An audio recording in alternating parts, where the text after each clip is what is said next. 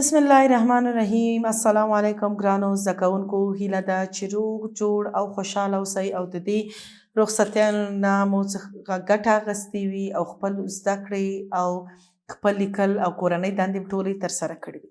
ګرانو زده کوونکو، بیا هم د ذاکره بارکزی د لومړي ټولګي ریاضي مضمون د نښو پیژندلو د 20مې پاڼې زده کړې سره ستاسو په خدمت کې. ګرانو زده کوونکو، تاسو په تیرو زده کړو کې ډیر ښه د شمیرلو، د نښو ایښودو، د لویو او وړو پیژندلو په هکله ډیر څه زده کړل. اوس زمونږه نننۍ زده کړه بیا هم د هغې نښو ایښودل دي چې تاسو څه رقم کولی شئ هغه نښې کیږدئ. د ستاسو بیا یادونې دپاره بیا هم موږ څه مواد تیار کړي چې تاسو د کمو او د ډیرو په توپیرونو ښه پوه شئ. ګرانو زده کوونکو، غیر د دې نه چې تاسو نن په دې پوهیږئ، د دې نښو لیکل هم تاسو ته فکر نه کومه چې سخت دی، خو بیا هم تاسو به بیا راسره پنسلونه راواخلئ او په کتابچو کې به دا نښې یو صفحه ولیکئ چې څو کله د دې نښو لیکلو سره مخامخ شئ څه مشکل او ستونزه تاسو ته نه وي.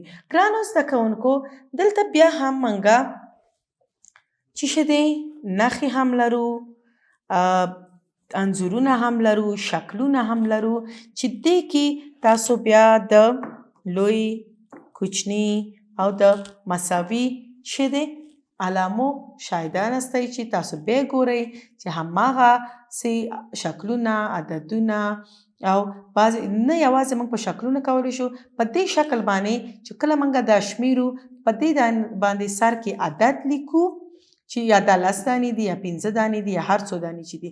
دا په دې معنی چې موږ هماغه عدد پیژنو، دا که دا شکل دی او که نه دی، یعنی د دې هماغه شمیر که دلته موږ ولیکو تاسو، یعنی که شکل هم ولرئ دا علامې باید کیدی، که شمیرې مې لکه که دلته 2 او 4 لیکل شوي لکه چې تاسو مخکې زده کړو کې ولوستل، دا یوازې ضروري نه ده چې هر شي ته تاسو شکلونه مختلف ولرئ. که یوازې عدد مې تاسو باید چې د هغې د لوی او د کوچني پیژندنه په ښه توګه وکړئ. ګرانو زده کوونکو، اوس زموږ په دې ورقه کې څو چې دي شکلونه دي. یو خو دا دی، راځئ چې دا وشمیرو چې دا څو دانې دي.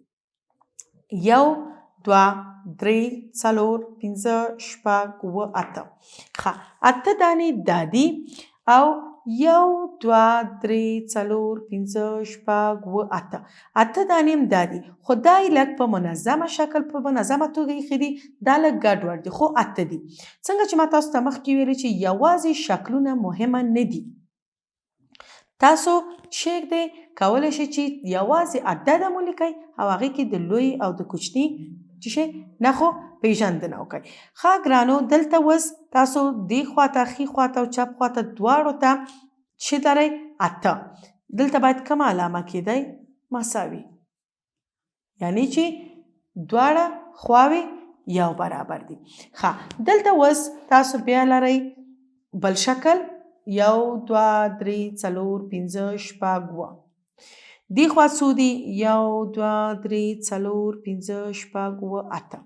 ښه، دلته موږ ولرو دلته 8، یعنی تاسو د 7 او د 8 مقایسه کوئ چې کم غټ دی کم وړوکی، کم لوی دی کم کوچنی، یا کم زیات دی کم کم. ښه، تاسو ډیر ښه پوهیږئ چې د 7 نه 8 چې دي زیات دي، علامه باید کومه یوه کیدی؟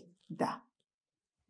آفرین. ښه، اوس راځئ د بل شکل ته چې دا وشمیرو 1 2 3 4 5 6 7 8 9 10 11 12. دلته څو دي؟ 1 2 3 4 5 6 7 8 9. ښه، 12 دلته لرو او 8 دلته لرو. څو دانې کیږي؟ 8 نه 9 وبخئ. ښه، 9 دلته لرو، 12 هلته.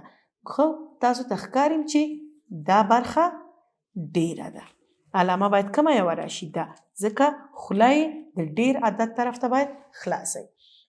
ښه، اوس دلته تاسو دې انځور کې ګورئ چې یو دانه دلته دی، یو دانه هم دلته.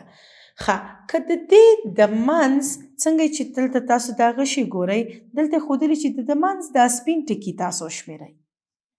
دا وګورئ که دا دواړه وشمېرئ ښه دا خو دواړه یو شی دي، یو دلته دی او یو دلته. که دا ټکي د دې وشمېرئ کم یو کې ډېر دي؟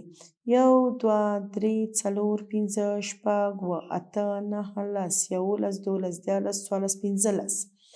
دلته څو دي؟ 1 2 3 4 5 6 7 8 9 10 11 12 13 14 15 16 ښه دلته تاسو ګورئ چې دلته 18 سپین ټکي دي، دلته 15.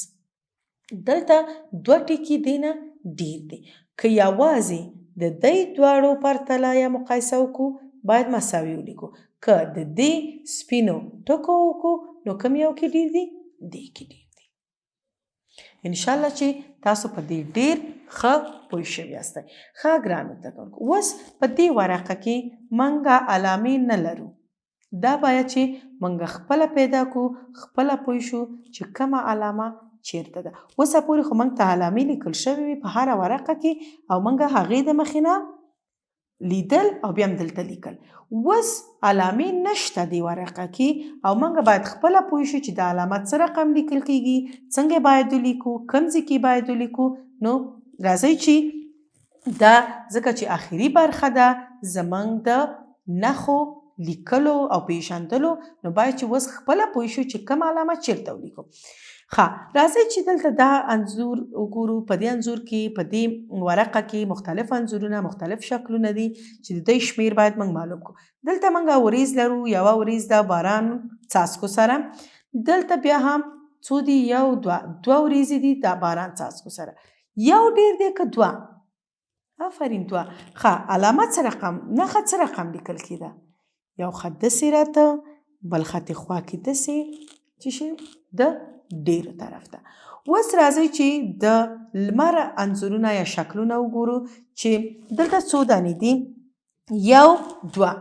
ښه 2 لمر شکلونه دې خوا دي او څو دانې دلته دي؟ 1 2 3. 3 دلته دي. ښه 2 ډېر دي او که 3؟ آفرین 3 ډېر دي. نښه باید څه رقم کړو؟ دې ځای نه یو خط راوړو، دلته بیا خط ورکړو، څه کېږي؟ د 3 خواته. شای یا خولای چې کوم طرف بنده ده هلته به څه شي؟ هغه کوچنی انځورو طرف ته یا کوچني نمبر طرف ته یا کوچني شمیرې طرف ته څه شي؟ باید د دې خوله بنده. اوس راځئ چې دا چترۍ وشمیرو. که 1 2 3 4 5 6 7 8. 8 دانې موږ دلته لرو. دلته څو چترۍ دي؟ 1 2 3 4 5 6. 6 دانې هم دلته لرو. ښه 8 ډېر دي که 6؟ 8 ډېر دي. د دې خوله باید چېرته راشي؟ دلته. ښه اوس راځئ چې دلته بیا هم موږ نور شکلونه لرو چې دا وشمېرو. څو دانې دي دلته؟ 1 2 3 4 5. ښه 5 دلته 1 2 3 4 5 6. 6 دلته دي، 15 دلته دي. اوس په دې تاسو ښه پوهېږئ چې کوم یو ډېر دی، 15 که 6؟ آفرین 6. علامه خط داسې بیا دې همدې آخري نقطې نه کش کړئ دې پلو د 6 عدد طرف ته. راځئ چې بل انځور وګورو. دلته بل شکل 1 2 3 4 5 6 7 8. 8 دانې شکلونه دلته لرو. دلته څو دي؟ 1 2 3 4 5 6 7. دلته 8 دلته 8. 8 ډېر دي که 8؟ د 8 توپیر تاسو مخکې لیدلی او مخکې پرې پوه شوي وئ چې کوم یو ډېر دی. 8 پسې 8 راځي، یعنې په 8 باندې چې یو اضافه کې، په 8 باندې یو اضافه کې 8 کېږي. کوم یو ډېر دی؟ 8. آفرین.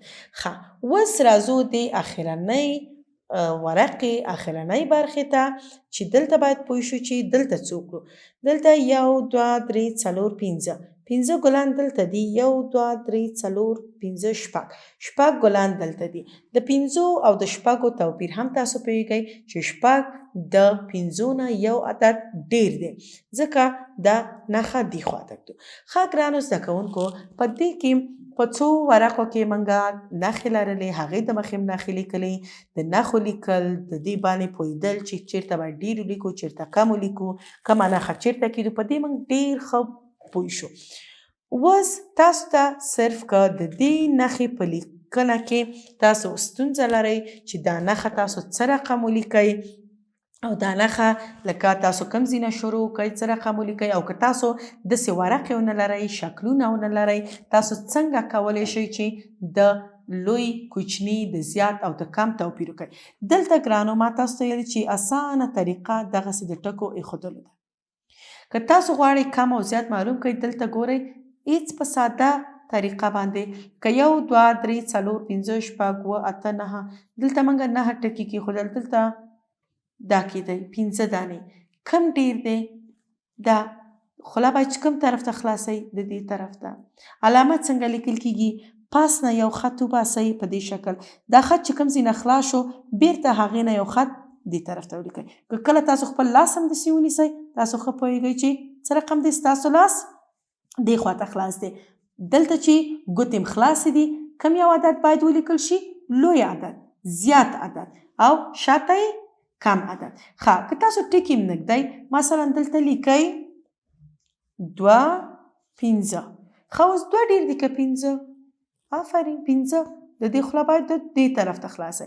که کله موږ غواړو چې کوچني عدد باندې پوه شو لکه دلته 1 لیکئ دلته 7 ښه اوس 1 ډېر دي که 7 موږ غواړو چې کوچنی عدد پیدا کړو. کوچنی عدد کوم دی 1 دلته کوم شی لیکو 1 د دې شا دلته بنده ځکه چې کوچنی عدد 1 دی خو لوی عدد څه دی 7. همیشه د دې نښې خوله باید چې د لوی عدد طرف ته خلاصئ. ښه ګرانو زده کوونکو موږ په تیرو 4 ویډیوګانو کې د دې نښو پیژندنه د لږ ډیر کم زیات د دې ټولو په توپیرونو ډیر ښه پوه شو.